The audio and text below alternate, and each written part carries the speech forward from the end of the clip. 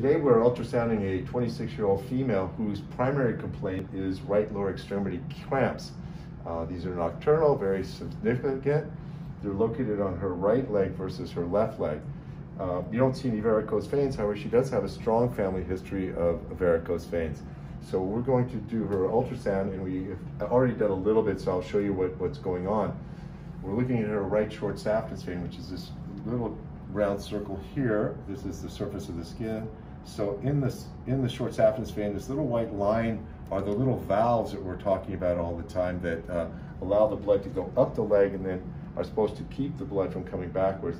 So our suspicion for venous insufficiency was fairly low in this patient, having only the clinical symptoms of cramps. But when we started ultrasounding, lo and behold, we started seeing this valve where you see red, that's backflow. So we started seeing, oh, the valve cusp here is broken at the insertion site.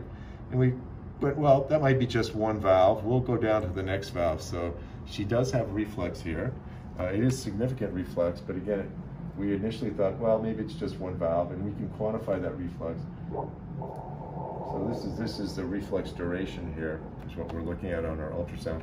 So what we did is we went down the vein, again, not wanting to overdiagnose, and farther down the vein, she continued to have reflux, and then we saw another valve that's in the stage of not functioning, a little bit lower down the leg. So this is, again, reflux at the proximal level.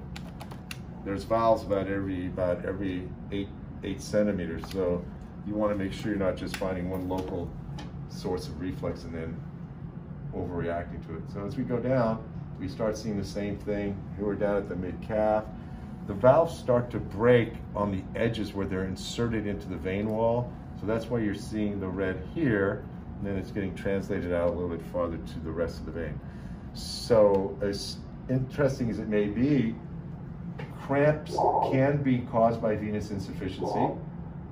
Restless legs can be caused by venous insufficiency. So it's worth having an ultrasound to verify.